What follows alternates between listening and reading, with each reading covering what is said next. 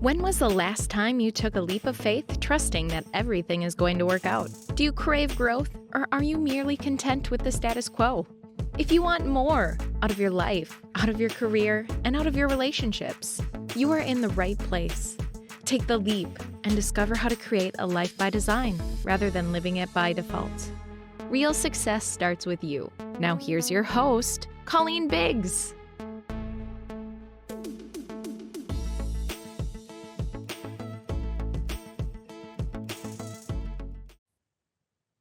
Well, hello, listeners, and welcome back to another episode of Take the Leap. I am your host, as always, Colleen Biggs, and we're starting to roast now. I'm just going to say, I thought it was like, oh, the weather's so beautiful. And, April showers brings May flowers. Then it was like, holy crap, it's like 98 degrees. I live in Arizona. Now I'm approaching, triple digits. By the end of May, June, we will definitely be in triple digits. And I was just saying to someone the other day, maybe I am getting old because I don't think I'm old. 52 is not old. Come on. I'm like in the best shape of my life. And I'm like, maybe I am getting old because I'm starting to not like the heat. I want to stay indoors and I want to be in the air conditioning. And I'm like, I'm starting to really like the winters. And then I think, oh, maybe I'm a snowbird. No, I don't want to be a snowbird because you're old when you're a snowbird and you start traveling back and forth between areas of climate. And I don't want to be that way. But for those that do that, I say, hats off to you. I have some friends in my neighborhood that do that. And I'm like, it's so smart because they just chase the cooler weather.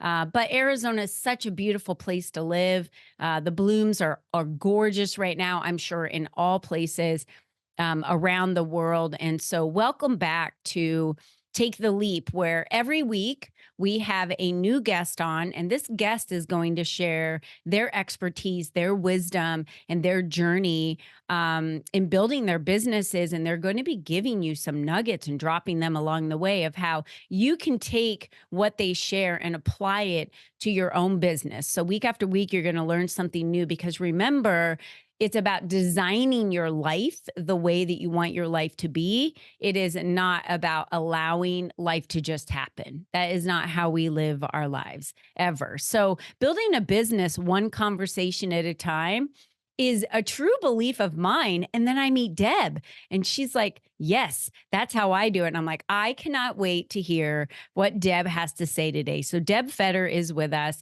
and she's the CEO of Fetter Development. But first, before we get to Deb, I do want to thank our sponsor of today's show, Phoenix Drone Pros. And at Phoenix Drone Pros, we love what we do and are passionate about each and every drone photography and video shoot. We've been in business since 2016. Our talent and skills shows in the video production we deliver. We offer fast service for commercial real estate, construction companies, movies, and even events and site monitoring. We also provide drone virtual tours that are all the rage right now. These virtual tours are great for team building and entertainment. Contact us today at phoenixdronepros.com to schedule your shoot or to get more information. We're now franchising, so reach out for information on how you can purchase your own drone company and kiss corporate goodbye. That's what I like to say. Kiss corporate goodbye and be done with that. All right, let's get back to our guest of today's show, Deb Fetter. She is a business development coach, a strategist, and the CEO of Fetter Development LLC, a consulting firm focused on helping lawyers and professionals bring in consistent clients through curious, confident conversations and changing the way we view productivity for professionals. For the last decade, she's committed herself to changing the way we think about work-life balance and how we tackle high-stakes work, allowing for big careers while enjoying our free time. So prior to founding, I guess she probably did both. She funded and found Fetter Development. Deb practiced corporate law for 15 years. Deb, welcome to today's show. Thank you, Colleen. I'm so excited about this conversation. It's going to be great. And I'm really excited. I really am excited about it. So you come from a background of corporate law, like we just said, for 15 years. What would you say was the one thing you learned through those 15 years of corporate law that you really felt like, I mean, obviously there's a lot of wisdom and a lot of education that you got through that. But what is the one thing that you really felt like you brought out of that you wanted to make sure was a big piece of what you used in Feder development moving forward? Oh, I don't know if I can do one thing, but I'll try. So Okay, two I things.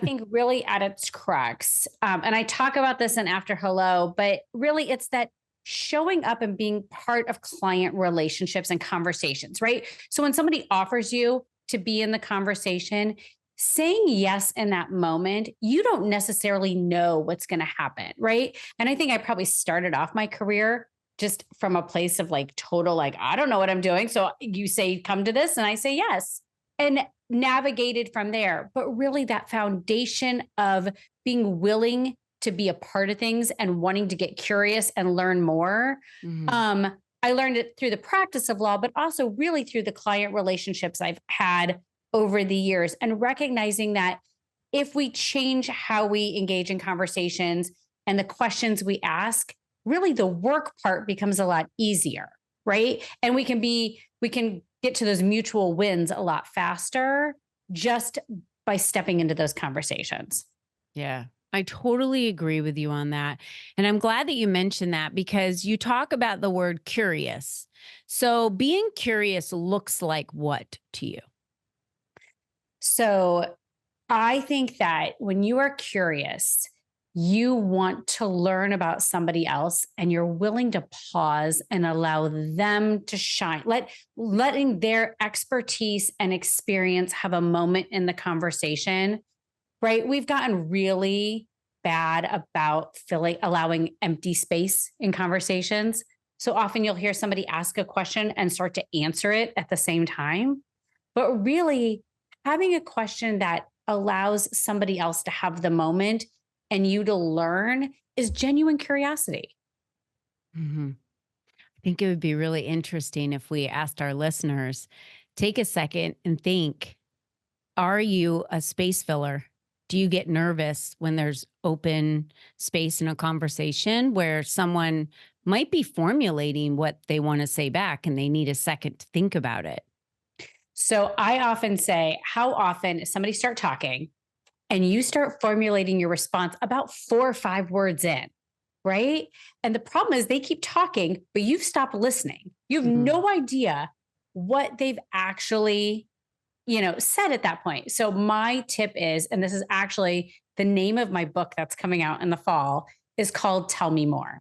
And really what I say is if you notice you've done that, pause, take 2 deep breaths, and ask them to tell you more, right? Which allows them to continue talking and kind of turns your brain back into the conversation, right? Where you can be like, oh, that's what you were actually asking. And I can allow you to have the full space. And now we can navigate the conversation in a way that doesn't feel weird because you had stopped listening.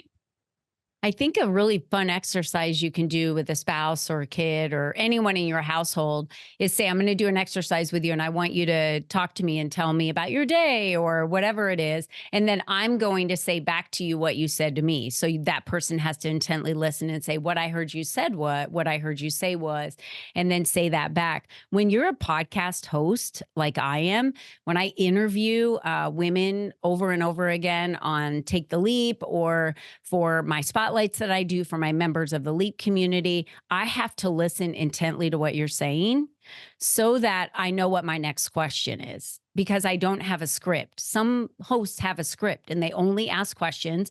You're going to respond to them and then they're not going to dig any deeper or say, wait a minute, let's go back to what you just said and anchor that in because I might have heard it in 2 sentences in and was like, oh, that's a good thing I want to talk about next. Or it might have been something you said at the end of your sentence. So I have to listen very intently throughout that entire process. So I don't think it's natural maybe for us to always be these great, effective listeners and communicators, but we can work on it.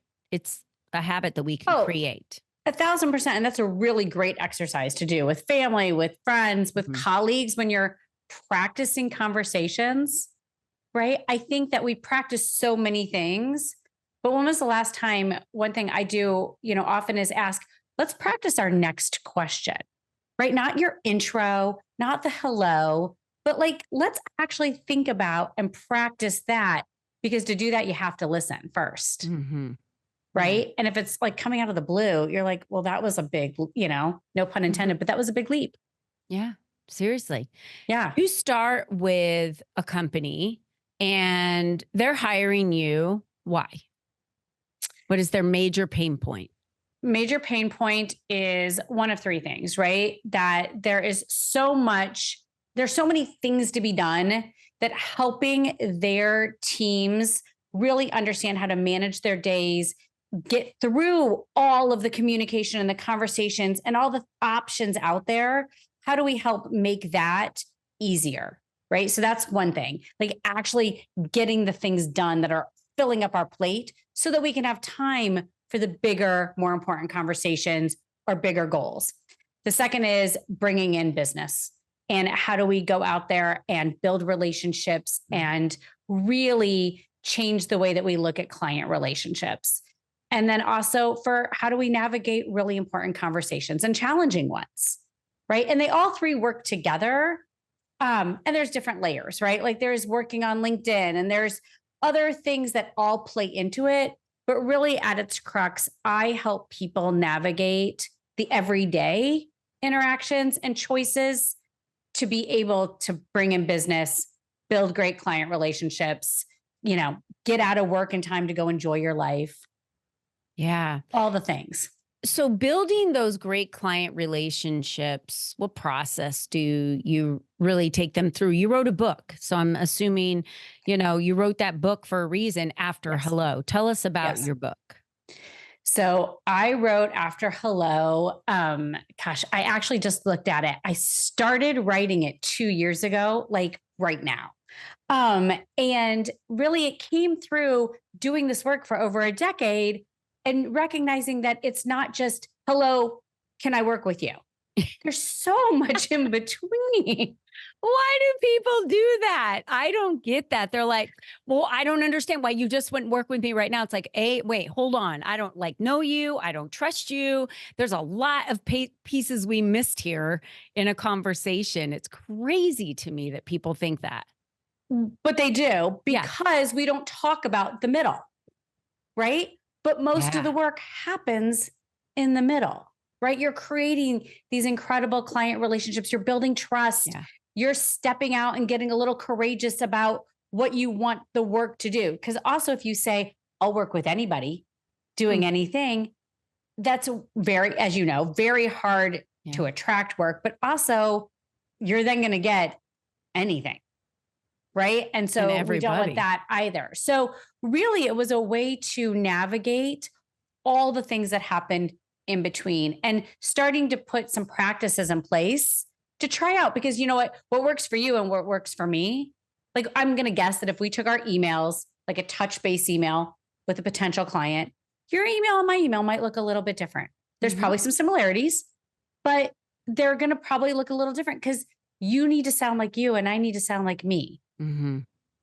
So that's really where the book started and is what it's used for. Like understanding what you bring to the table and then using that to navigate those really great conversations. And it's called After Hello, How to Build a Book of Business, One Conversation at a Time. Correct. Yeah. I love that. I was on a one-on-one yesterday. I'm on one-on-ones, all week long. Many of us should be. And if you're not, that's probably one of the biggest problems. You're not doing one-on-ones with people. And I noticed in the background, he had Thor's, what is that? What is it? A hammer. Okay. Hammer. Yeah. And then Iron Man. And I was like, are you a big Marvel fan? I'm looking behind you and I'm just curious about, again, I guess I use the word curious about what's on your wall. And he was like, no, I'm not actually a really big fan of that. I'm like, he has kids, but they're not. He said it was like an alter ego thing and started telling me a little bit more about that. And so then we started getting into more of a personal conversation that actually lasted a little longer on the call. And so, Deb, I got to know him better after he stopped talking about the business. I got to know him better in the last 10 minutes than I did in the first 25 minutes of the conversation that we had, just because I think what you said, I got curious, not even really knowing I just was like, hey, what's in the background? Because I am a big Marvel fan. And so I was like, I'm just, but tell me about that. Tell me about you. We just started getting to know each other. And then that changed the whole conversation. It felt like some walls started dropping.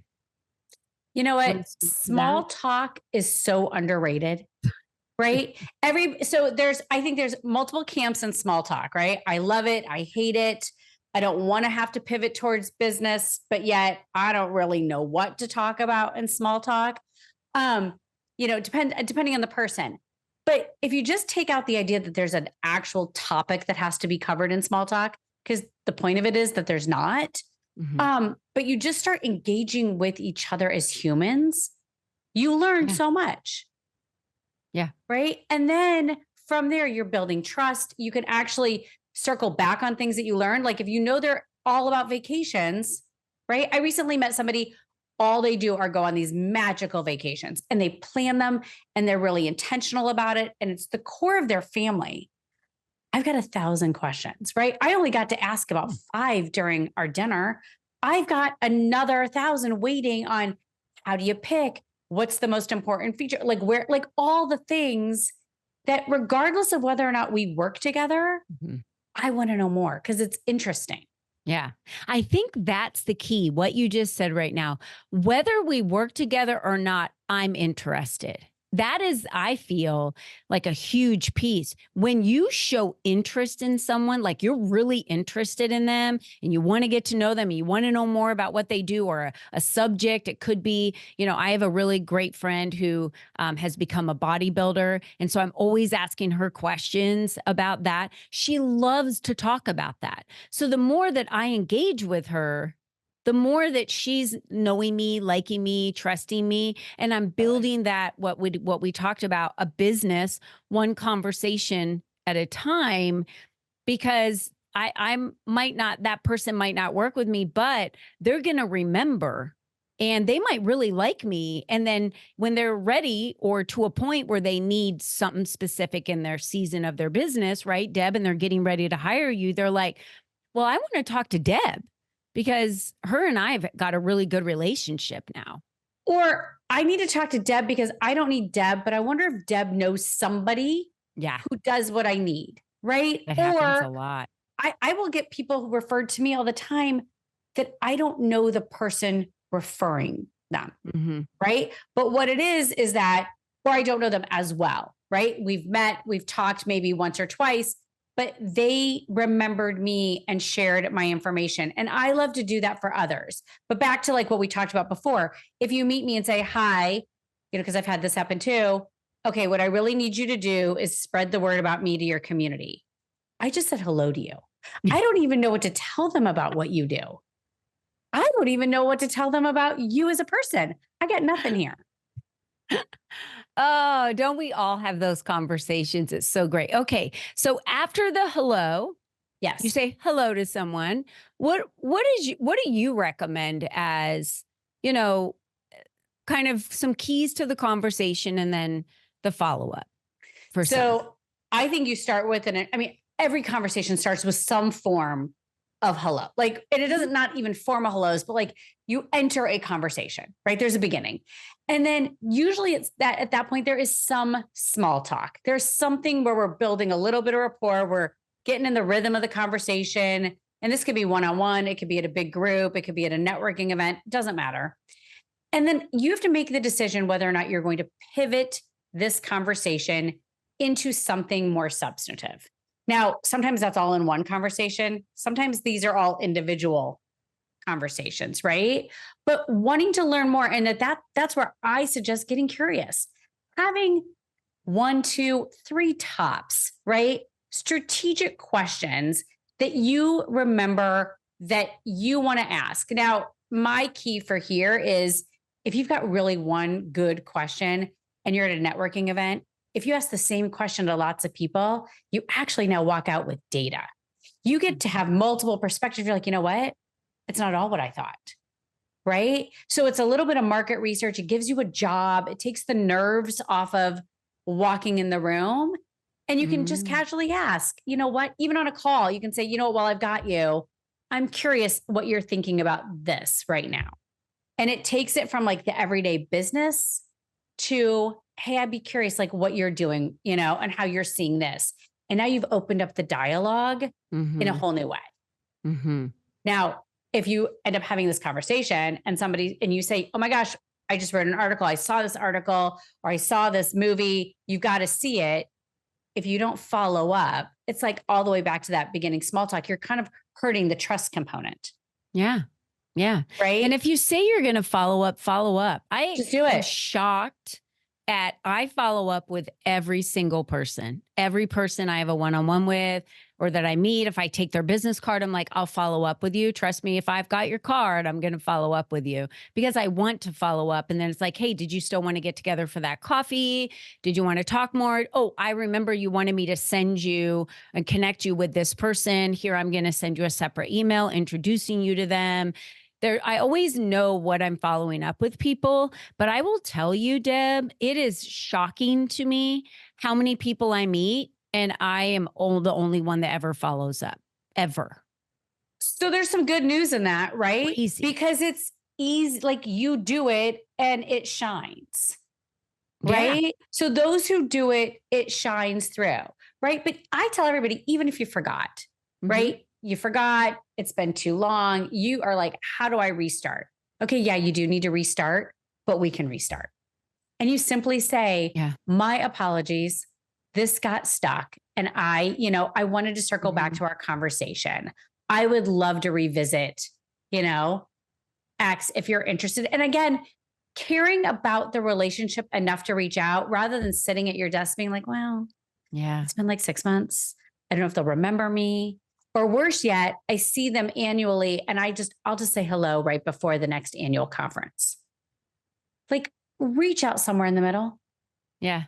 I love it when I reach out to someone because, I'm kind of doing like maybe a 6-month follow-up or whatever, know, and I just love to nurture people. I think it's just I just love people. So it's in my DNA, and it might be a reach out to someone to be like, hey, beautiful, what's going on? What do you have, scheduled for the weekend? I know it's Friday. I was thinking about you and just wanted to drop an email, right? There wasn't anything specific in there.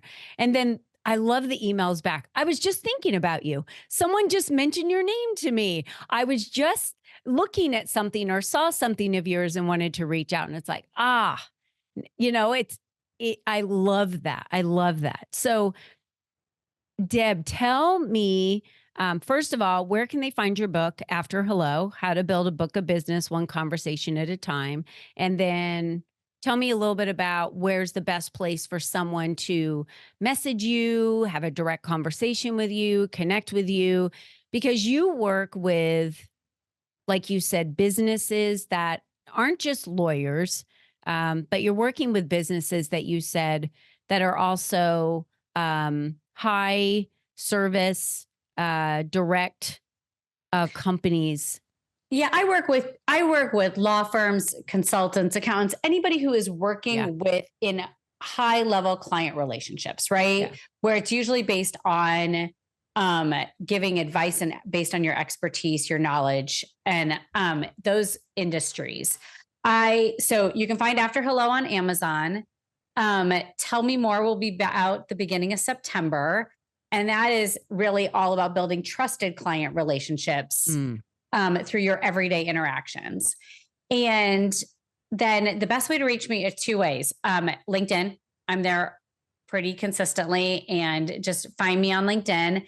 And also at just my website is debfetter.com. There's a place there to reach out to me, jump on my newsletter, or just send me an email. Yeah, I love that. And you can reach her at debfetter.com. Yeah. And it's BizDeb at LinkedIn. I love that. BizDeb at LinkedIn. And getting curious, right? We want people to get curious. We want them to have more conversations. I really feel like you can build a business because it's what I've done. It's what my husband and I have done, one conversation at a time. And I think so many people are looking for that quick, how do I get so many people? And they want to spread their net wide and they're trying to get all of these clients. It's like, you've got so many of them around you that you're not even nurturing now. What if you nurtured those clients? And the loyalty is crazy when you do that. Starting with a really good, consistent, like nurture campaign, right, is a great place to start. And it doesn't need to be everybody, right? You're not trying to build a humongous network. You want a strong one. Yeah. I love that. Great advice from you today, Deb. It was such a pleasure having you on our show. And I just want to remind all of our listeners, you're the only you that's ever been. You're the only you that's ever going to be. So if you want to know what's going wrong in your business, I just suggest walking into the bathroom and looking in the mirror and staring at yourself and asking yourself the question, am I doing the things right in my business that I need to be doing? Am I building a great business one conversation at a time? Would I want to stay as a loyal customer in my business? Would I? Do I treat my customers right? Do they feel like they're taken care of? And I think that's very important. And I'm really excited about your book, and I am going to go buy it. So I will make sure everyone has the link at their fingertips, just like they have the link for your website after hello, how to build a book of business, one conversation at a time. And I'm excited that you're kind of doing a volume 2, right? Which will be a second volume to this book. But anyone out there that owns a business needs to read this book for that reason. If you're feeling like you're just spinning your wheels and doing all of this and you're not getting the right clients, I just feel so calm in my business because I just have conversations, and I love to have conversations with people and get to know people. And I think when it's that approach, like you're at a dinner party and everyone's relaxed and that's your approach to networking, it will work every single time. So thank you, Deb, for being on today's show. It was Thank you, wonderful having Colleen. you. It was great. All right, everyone. Until next time, don't forget, be you and be strong. Bye-bye for now.